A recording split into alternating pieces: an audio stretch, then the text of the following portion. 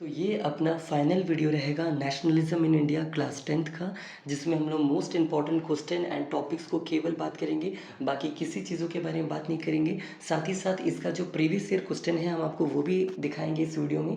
तो चलिए इसको स्टार्ट करते हैं और एंड में हम क्या करेंगे, जो हमें मोस्ट इंपॉर्टेंट क्वेश्चन लगता है हम हो सके तो उसको भी इसमें अपलोड कर देंगे, तो आप वो भी देख सकते हैं। ओके, तो बस इतना काम। तो चलिए जल्दी स्टार्ट करते हैं। सबसे पहले आप अगर इस चैप्टर में आते हो तो यहाँ पर आपसे पूछा जा सकता है कि इंडिया और बाकी जो भी कॉलोनियल कंट्रीज़ थे वहाँ पर क्यों ब्रिटिश या एंटी कॉलोनियल मूवमेंट राइज हो रहे थे, मतलब अंग्रेज़ों के खिलाफ या जो भी यूरोपियन कंट्रीज़ जो कि अलग अलग कंट्रीज़ पे जाके राज करते थे उनके खिलाफ नफ़रत क्यों लोगों में फैल रहा था। नफ़रत का रीज़न पूछा जा सकता है जो कि यहाँ पर दिया गया है, तो आप ये पढ़ लीजिएगा, ये आ सकता है पहला चीज़। ओके, नेक्स्ट आगे बढ़ते हैं। नेक्स्ट पेज में सीधा यहाँ पर आपसे पूछा जा सकता है कि what was the impact of first world war in India. Bharat देश पर पहला विश्व युद्ध का असर क्या पड़ा। वेरी इंपॉर्टेंट, तो प्लीज़ इसको भी पढ़ लीजिएगा कि पहला विश्व युद्ध का असर क्या क्या पड़ा। यहाँ पर कम से कम 8-9 पॉइंट दिया गया है, जिसमें से आपको कम से कम 5 पॉइंट याद रहना चाहिए। चलिए हम जल्दी से कुछ पॉइंट बता देते हैं, जैसे कि ये रहा, टैक्स बढ़ा दिया गया, कस्टम ड्यूटी रेज कर दिया गया, फोर्स्ड रिक्रूटमेंट करने लगे, एक्यूट शॉर्टेज ऑफ फूड होने लगा, क्रॉप फेलर होने लगा और लगभग 12 to 13 मिलियन पीपल जो है मरने लगे ड्यू टू फमाइन। और उस फमाइन का नाम क्या था, भूखमरी से और महामारी से, और उस महामारी का नाम था इन्फ्लुएंसा। तो ये कम से कम याद कर लीजिएगा। ओके, नेक्स्ट आगे बढ़ते हैं यहाँ पर कि गांधी जी कब आए थे साउथ अफ्रीका से। ये ईयर कम से कम याद रख लीजिएगा, 1915 में आए थे। और इसके बाद आपको ये याद करना है कि गांधी जी आते ही उनके 3 मेन सत्याग्रह या 3 मेन इवेंट कौन कौन से थे। तो सबसे पहला चंपारण सत्याग्रह जो कि 1917 है, फिर खेदा सत्याग्रह जो कि 1917 है according to your NCERT. Okay, जबकि असली में 1918 में हुआ है, बट आपके एनसीईआरटी में 1917 है, तो आपको 1917 ही याद करके जाना है। And the third is called Ahmedabad cotton mill strike जो कि 1918 में हुआ था। यहाँ पर लिखा है, पढ़ लीजिए, अहमदाबाद कॉटन मिल वर्कर्स का स्ट्राइक। तो ये 3 आंदोलन थे गांधी जी की। क्यों क्यों हुआ आपको ये भी पढ़ना है। फॉर एग्जाम्पल चंपारण सत्याग्रह किस चीज़ के खिलाफ था, तो it was against the Indigo cultivation. यहाँ पर कुछ हद तक दिया गया है लेकिन इंडिगो का वर्ड जिक्र नहीं है, आपको बस इतना लिख देना है, it was against the oppressive plantation. हम एक बार आपको फिर से दिखा देते, ज़रा एक मिनट देखिएगा, ये इरेज करके। सबसे पहला पॉइंट जो आपको याद करना है यहाँ पर, क्यों हुआ था चंपारण आंदोलन गांधी जी का, तो it was against the oppressive plantation system, पहला पॉइंट। सेकंड अगर आपसे पूछे क्यों हुआ था, तो आंसर था ये रहा, the peasants were not ready to pay the revenue and were demanding the revenue collection to be relaxed. ये था आपका खेदा सत्याग्रह का डिमांड। और तीसरा का डिमांड क्या था वो आपको यहाँ नहीं दिया गया, बस इतना याद कर लीजिएगा, बोनस का डिमांड था जो कि वर्कर्स ने किया था फ्रॉम द मिल ऑनर। तो ये 3 पॉइंट है। Next exam point of view से आपको पढ़ना है कि रॉवलेट एक्ट क्या है।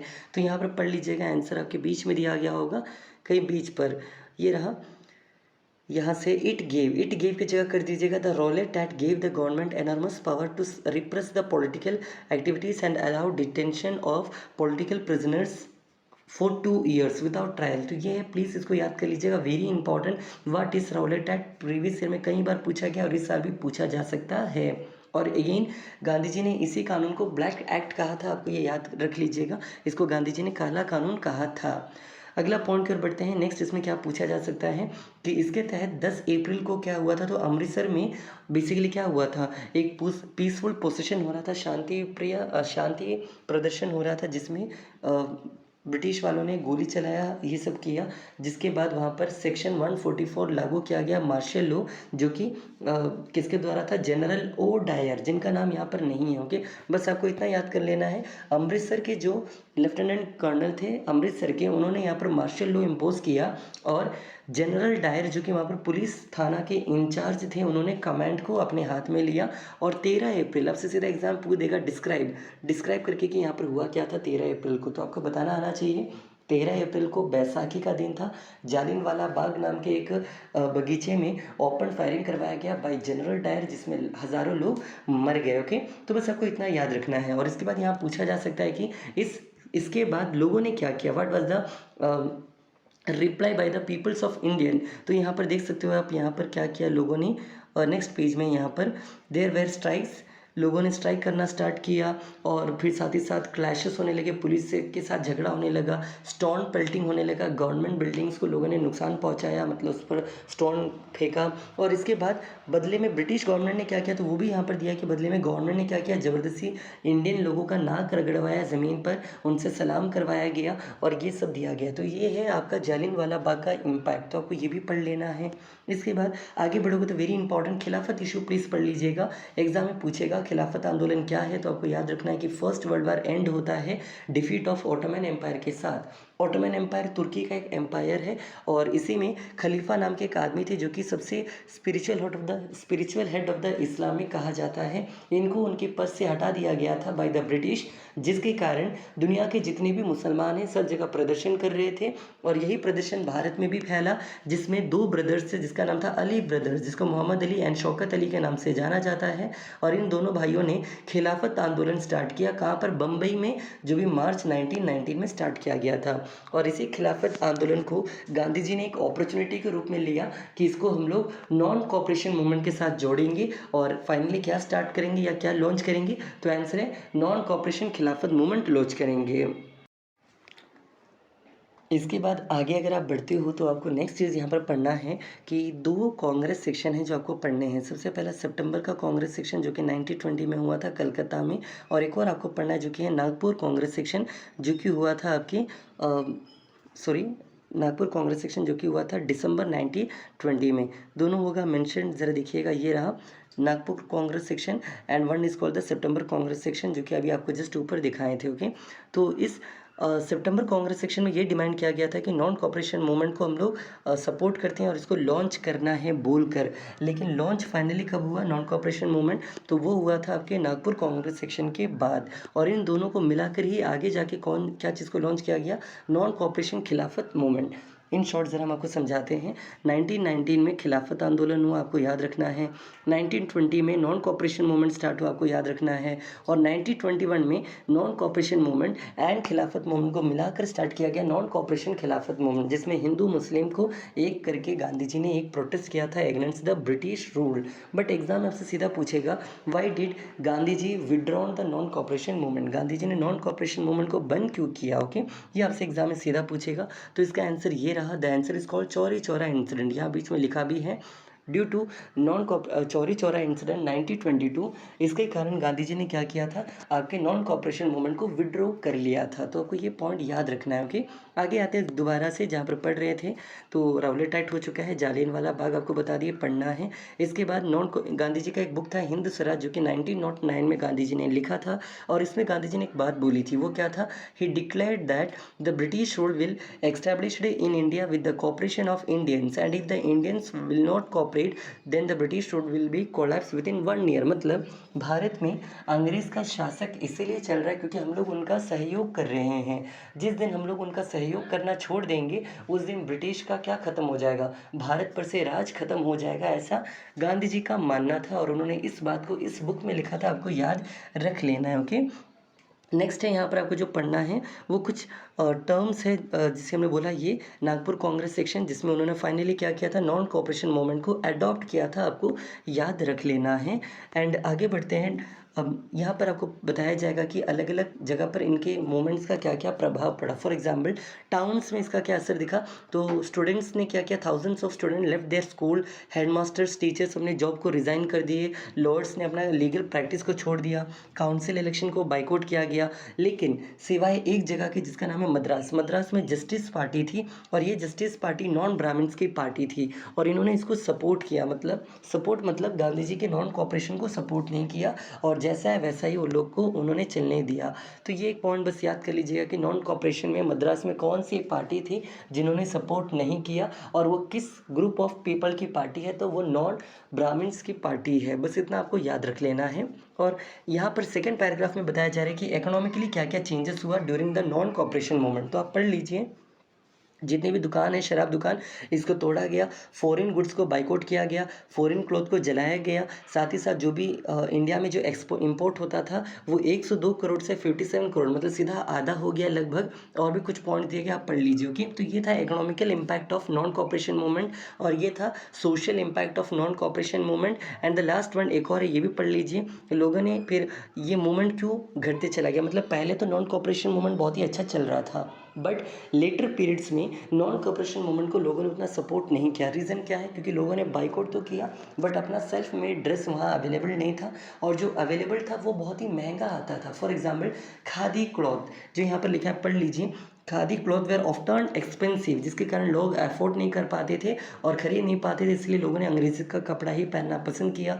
स्कूल तो छोड़ दिया, बट अपने पास कोई इंडियन स्कूल नहीं था, जिसके कारण लोगों ने दोबारा से स्कूल ज्वाइन करने लगे। और कितना दिन आप जॉब छोड़ कर रखोगे, तो फिर से लोगों ने अपना लीगल प्रैक्टिस जो भी जॉब वॉब था उन्होंने स्टार्ट करना स्टार्ट किया, और इस तरह नॉन कॉपरेशन मूवमेंट कहीं ना कहीं कमज़ोर पड़ गया। एंड फाइनली कंट्री साइड, मतलब देश के अलग अलग हिस्सों में क्या चल रहा था ये आपको बताया जा रहा है। सबसे पहला Awadh, Awadh means UP. UP में जो पेजेंट रिवॉल्ट था, किसानों का रिवॉल्ट, वो कौन लीड कर रहे थे, बाबा रामचंद्र। कौन है ये, तो एक सन्यासी है, और ये फिजी आइलैंड से आए थे, जो कि इंडेंजर्ड लेबर है। ओके, इंडेंजर्ड लेबर कौन होता है, अगर आप पूछोगे तो आप आगे पढ़ोगे। इंडेंजर्ड लेबर वो होते हैं जो कि किसी और देश में जाके कमाते हैं, बदले में उनको पैसा भी नहीं दिया जाता। एग्रीमेंट बना के इनको लेके जाया जाता था ड्यूरिंग द ब्रिटिश रूल, कि आपको 5 साल चलना पड़ेगा, आपको इतना पैसा देंगे, ये देंगे, वो देंगे, लेकिन मिलता कुछ नहीं था। उनको इंडेंजर्ड लेबर कहा जाता है। तो इंडेंजर्ड लेबर पढ़ लीजिएगा। बेगार टर्म का डेफिनेशन पढ़ लीजिएगा। ऊपर बाइकआउट का डेफिनेशन था, लेकिन मैंने आपको नहीं कहा पढ़ने के लिए। पिकेट का डेफिनेशन था, लेकिन मैंने नहीं कहा आपको पढ़ने के लिए, क्योंकि ये उतना इंपॉर्टेंट नहीं है। लेकिन बेगार क्या होता है, पढ़ लीजिएगा। एंड प्लीज़ बेगार को बेगर से कंफ्यूज मत होइएगा। एक होता है भिखारी, जो कि भीख मांगते होंगे, मतलब मांगते हैं, और एक बेगार होता है जिनको बिना पैसे के काम करना पड़ता है। ओके, इसको बेगार कहा जाता है, पढ़ लीजिए, बगल में दिया हुआ है। इसके बाद जो मोस्ट इंपॉर्टेंट आपको पढ़ना है एग्जाम पॉइंट ऑफ व्यू से, वो थी, आपसे सीधा पूछ दिया जाएगा, किसने बनाया था औध किसान सभा, तो पढ़ लीजिएगा। जवाहरलाल नेहरू और बाबा रामचंद्र और कुछ अदर लीडर्स ने मिलके औध किसान सभा बनाया था, जो कि यूपी में था, जो कि किसान के राइट्स के लिए लड़ते थे। और नेक्स्ट पेज में आ रहे हैं, यहाँ पर नेक्स्ट पेज में अगर आप पूछो कुछ खास है क्या, तो बिल्कुल है। ये है गुंडम हिल्स की कहानी। आंध्र प्रदेश के गुंडम हिल्स में एक मिलिटेंट गुरिल्ला टेक्निक, मतलब होता है ना, गुरिल्ला मूवमेंट क्या होता है, जो पहाड़ों में छुप छुप कर वार करता है, जैसे कि अंग्रेज पर अटैक करता था। इस ग्रुप का नाम था मतलब इनको कहते हैं मिलिटेंट गुरिल्ला मूवमेंट कहा जाता है, जो कि किसके द्वारा किया गया था, अल्लूरी सीतारामा राजू। और इनके बारे में एग्जाम में आपसे पूछा जा सकता है, तो इनके बारे में हम आपको दिखा दें, ज़रा देखिएगा कहाँ पर हैं। तो ये रहे अल्लूरी सीतारामा राजू, यहाँ भी नाम है, आप मेंशन कर सकते हो। He had proclaimed that he had a variety of special powers, ये कहते थे इनके पास बहुत तरह के स्पेशल पावर्स हैं। प्लीज़ ये याद कर लीजिएगा, पूछा जा सकता है कौन कौन से पावर। तो ये कहा करते थे, he can make correct astrological prediction, he can heal people, he could even survive the bullet shot, तो ये सब मानते थे। और लोगों ने इनको क्या कहा था कि is the incarnation of God. तो ये सारी चीज़ें आपको इस चैप्टर में पढ़ना है, तो पढ़ लीजिएगा। नेक्स्ट टॉपिक है स्वराज इन प्लांटेशन से केवल एक सवाल पूछेगा, और वो एक सवाल ये है कि what is called inland immigration act 1859। क्या है इनलैंड इमिग्रेशन एक्ट, तो आपको बता देना है। ये कानून है, इसके तहत कोई भी वर्कर जो है अपना प्लांटेशन वर्कर काम छोड़ के जा नहीं सकता टी गार्डन से, जब तक उनको परमिशन ना मिले तब तक। और परमिशन बहुत ही रेयर केसेस में मिलता था, बस आपको ये याद कर लेना है। इसके बाद एक नारा आपको पढ़ना है, देखिएगा हम आपको वो नारा दिखाते, वो है स्वतंत्र भारत। तो अगर आपसे पूछ दें किसने ये नारा को रेस किया था, तो आंसर पढ़ लो, when the tribals chanted Gandhi ji name and raised the slogan. तो जो ट्राइबल पीपल हैं उन्होंने गांधी जी का नाम लिया, साथ ही साथ उन्होंने, मतलब ट्राइबल पीपल्स ने, जनजाति वालों ने नाम लिया था स्वतंत्र भारत का नारा। तो आपको ये याद रख लेना कि ये नारा किसने दिया था। उसके बाद ये तो बता ही दिए, Chauri Chaura incident. Then civil disobedience movement नाम का टॉपिक स्टार्ट होता है, जिसमें आपको क्या क्या पढ़ना है बस हम वो बता रहे हैं। आप ज़रा सोचिए आपको ये टॉपिक आता है कि नहीं आता है। अगर बोलोगे तो हम फिर डिटेल में एक और वीडियो डाल देंगे, बस अभी कौन कौन से टॉपिक है वो बताते हैं, वरना वीडियो बहुत ही ज़्यादा लेंथी हो जाएगा। तो चलिए जल्दी बताते हैं। इस पेज में आपको गवर्नमेंट ऑफ इंडिया एक्ट 1919 क्या है पढ़ना है। 1922 में नॉन कॉपरेशन मूवमेंट विड्रॉ किया गया, ये आपको याद रखना है। C R Das and Motilal Nehru ने मिलकर यहाँ पर स्वराज पार्टी नाम की पार्टी बनाई थी, आपको ये याद रखना है। इसके बाद आपको पढ़ना है कि एक टोरी गवर्नमेंट ने भारत में कमेटी भेजा था जिसको हम लोग कहते हैं साइमन कमीशन, जो कि एक स्टैट्यूटरी कमीशन है जिसका मेन काम था। क्यों भेजा गया? 3 रीज़न थे। 3 रीज़न कौन-कौन से? सबसे पहले, in response to the nationalist movement. Second, to look into the functioning and the constitutional design of India, तो ये सेकंड है। एंड सजेस्ट चेंजेस, तो ये 2-3 पॉइंट दिया गया, याद कर लीजिएगा। एंड लोगों ने इसका विरोध क्यों किया था? साइमन कमीशन, तो उसका रीज़न यहीं पर दिया गया, ज़रा देखिएगा, हम आपको दिखाते हैं इसको इरेज करके। तो द रीज़न वाज, देन देखिएगा, हम रीज़न आपको दिखाते हैं। The problem was that the commission did not had a single Indian member, all of them were British. एक भी भारतीय नागरिक नहीं था, सातों के सातों लोग उसमें साइमन कमीशन में अंग्रेजी लोग थे। तो लोगों ने इसका विरोध किया, आपको ये बस याद कर लेना है। और लोगों ने कौन सा नारा लगाया? तो गो बैक साइमन का नारा लगाया। और इस टाइम के भारत के वाइसरॉय कौन थे? तो लॉर्ड इरविन वाइसरॉय थे, जिन्होंने भारत में क्या दिया? एक नकली तोहफा दिया जिसको कहते हैं डोमिनियन स्टेटस कहा जाता है।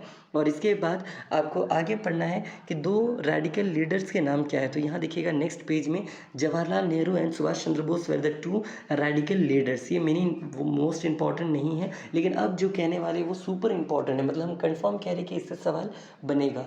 और वो टॉपिक है आपका लाहौर कांग्रेस सेक्शन, जो कि दिसंबर 1919 में हुआ था, जिसमें जवाहरलाल नेहरू प्रेसिडेंट थे। और यहीं पर गांधी जी ने, जवाहरलाल नेहरू ने पूर्ण स्वराज का डिमांड उठाया था, जिसको इंग्लिश में कहते हैं फुल इंडिपेंडेंस कहा जाता है। वेरी इंपॉर्टेंट प्लेसेस को पढ़ लीजिएगा। और इसके तहत नेहरू जी ने कहा था कि 26 जनवरी को हम लोग क्या मनाएंगे? इंडिपेंडेंस डे मनाएंगे, ऐसा उन्होंने कहा था। इसके बाद स्टार्ट होता है सीडीएम, जिसको हम लोग कहते हैं सिविल डिसोबीडियंस मूवमेंट। और इसके अंदर आपको पढ़ना है सॉल्ट मार्च। तो इसमें आपको क्या क्या पढ़ना है, जरा जल्दी सुनिएगा। 31 जनवरी को गांधी जी ने लॉर्ड इरविन को 11 डिमांड लिख के भेजा। और इस 11 डिमांड को उन्होंने कहा कि हमको 11 मार्च से पहले पूरा करना है। अगर 11 मार्च से पहले अगर अंग्रेज़ों ने ये डिमांड पूरा नहीं किया तो 12 मार्च से हम लोग आंदोलन शुरू कर देंगे। और उसी आंदोलन का नाम था दांडी मार्च।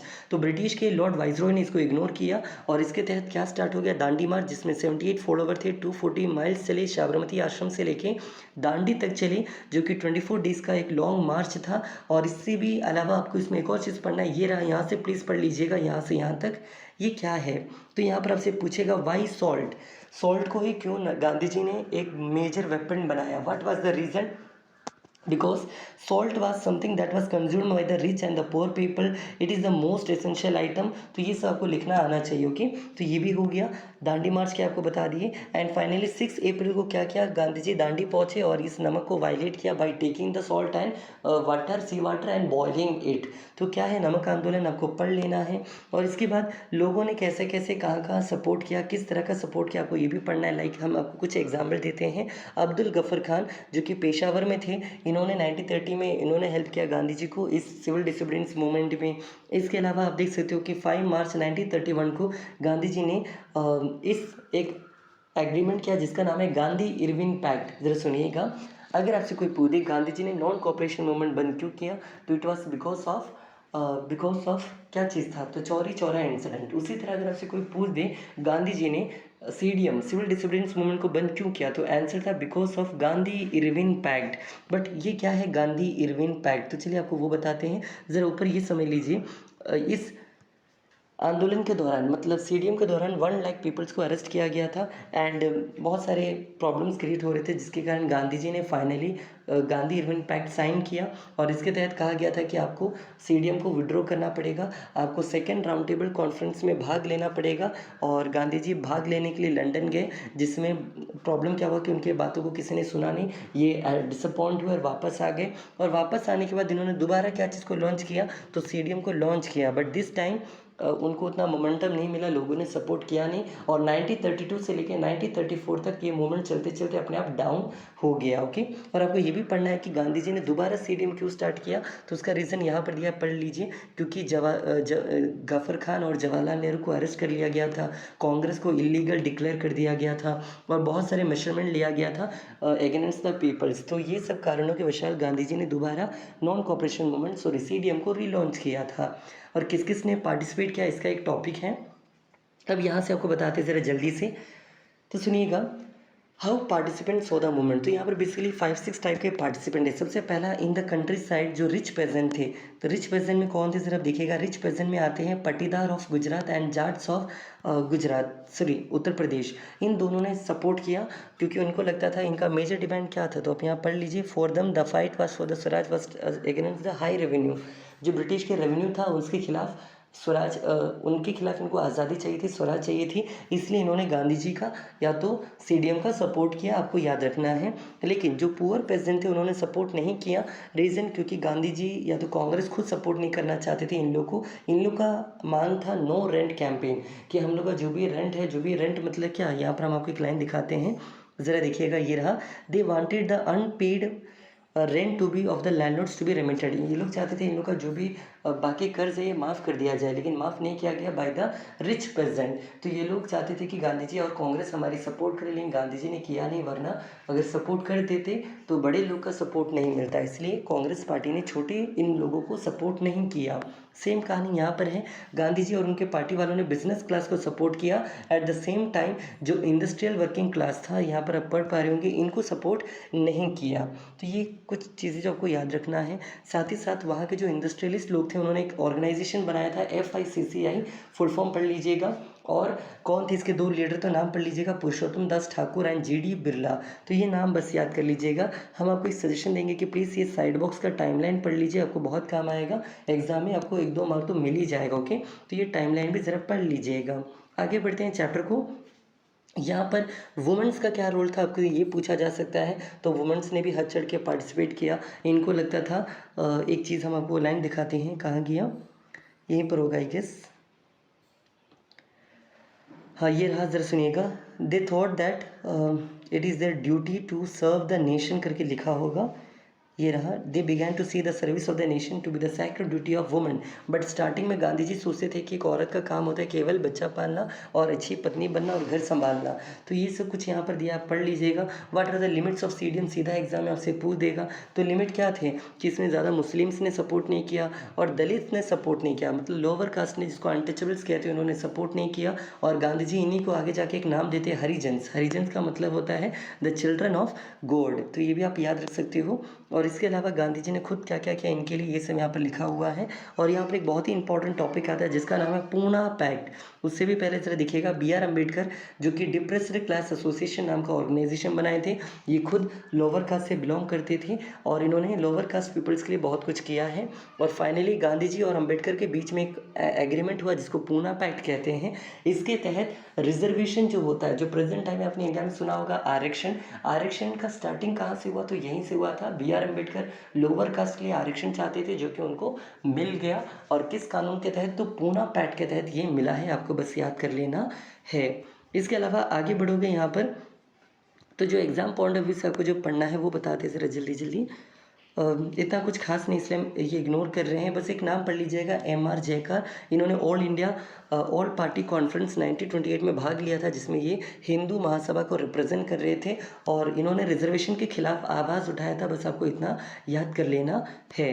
नेक्स्ट टॉपिक, यहाँ पर आप आगे बढ़ते जाओगे तो सबसे लास्ट टॉपिक है इस चैप्टर का, जिसका नाम है the sense of collective belonging. इस टॉपिक में आपको ये चेहरा जो देख रहे हो इसको याद कर लेना। ये कौन है, बाल गंगाधर तिलक। और इन्होंने ही कहा था स्वराज मेरा जन्म सिद्ध अधिकार है, इसे मैं लेकर ही रहूँगा। इसके अलावा आप आगे बढ़ोगे तो आपको और भी कुछ चीज़ें पढ़ना पड़ेगा। ये पैराग्राफ प्लीज़ रट लीजिएगा कि कैसे नेशनलिज्म लोगों के मन में फैला।